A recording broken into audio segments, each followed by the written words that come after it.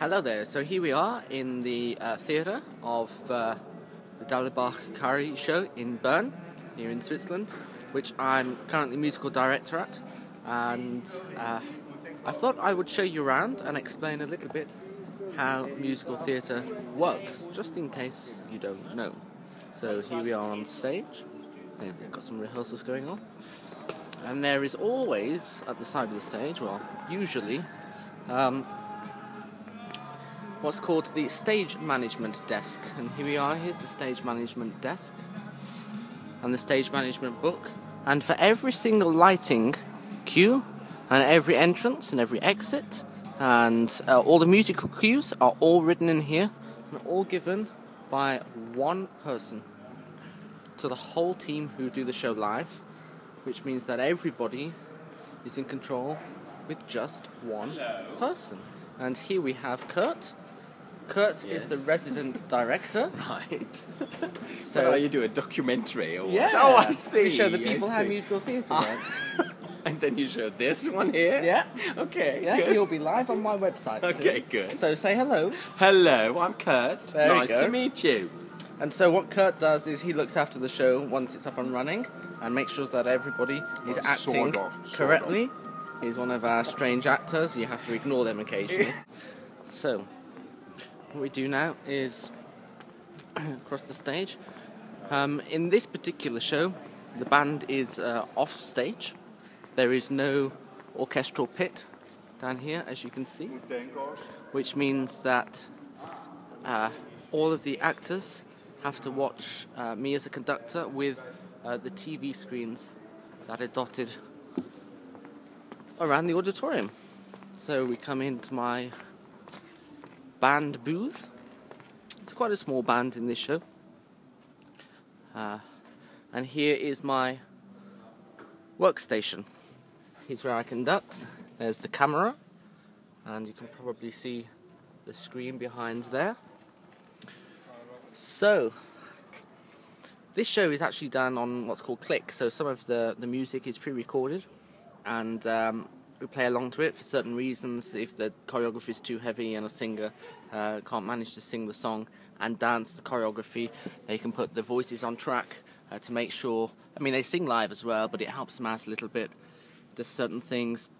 This particular musical was written with, well, basically a symphony orchestra in mind, but as you can see we don't have a symphony orchestra here.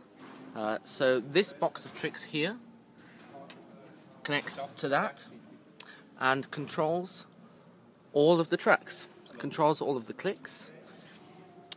And this box of tricks here is my own monitoring system, so I can hear whatever I want, whether I want to hear more piano or drums, percussion, or more the orchestra, whatever, I can do it from here. This box of tricks here changes all the sounds on my keyboard. And there's the monitor so I can see what's happening on stage, because obviously I'm not in front of the stage, so I can't see it. And there we have second keyboards, guitars, drums, percussion all the way over there, double bass, bass guitar, and here we have a saxophone, clarinet, flute, and piccolo player. So that's how we run the show. I always communicate with the stage manager with my cans here, so I know when to start the show. And then really once the show's up and running, I kind of just concentrate, sit here, know all the cues, and start all the music, and conduct the band, conduct the people on stage, and also control all the playback system to make sure that we're running safe. So I thought I'd show you around the theatre, which I've done, and shown you how the show works. Now I thought I would explain a little bit about the story of Dallebach Kari. It's actually based on a true story. Dallebach is his first name.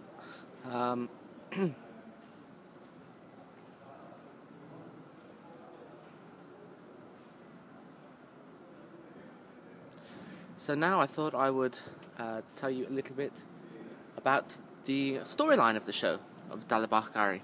It's a Swiss-German musical. It's actually based on a true story. This guy, Dallebach Kari, lived at the beginning of the century, in about 1905, 1910, something like that. And he owned a shop in the centre of Bern. here we are in the Swiss capital in Bern. He owned a hairdressing shop, and he had a very big hair lip, and a lot of people used to take the mickey out of him for it. And he decided, instead of them laughing at him because of his lip, they should laugh at him because of his jokes.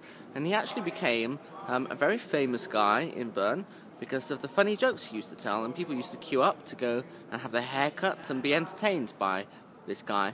And actually his jokes still live on today. A lot of the local Swiss people here actually know the Kari jokes, and they find them very funny still. And the story goes that Kari has a best friend called Eberli, who becomes a politician, becomes a very high-ranking politician here in Switzerland. And Kari bumps into a lovely lady called Anna-Marie and falls head over heels in love with her. And she has a bit of a soft spot for him, but unfortunately she grows up in a very well-to-do family, and the family turn around and say, we can't have you associating with this hairdresser. The sort of person you should be with is his best friend, Eberli. He's a politician. That's a much better person to consider marrying. And she gets forced into marrying Eberli.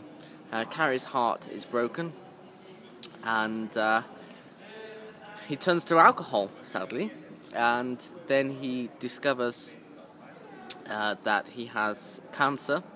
And to cut a very long story short, in the end he can't cope with it anymore, sadly, and the alcohol gets the better of him, and the cancer gets the better of him, and he takes off his shoes, he writes a note out addressed to Anna-Marie, leaves the shoes at the side of a bridge in Bern, and then suddenly he goes and jumps off the bridge, and he is no more.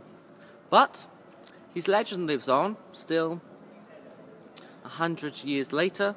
He's still known, and every day some of the boys from the cast have a drink to Kari, and his jokes live on, his legend lives on, and he's created a wonderful musical from a pretty sad story. So from here, from the bridge, not the real one of course, but the one in the theatre, I will say goodbye for now.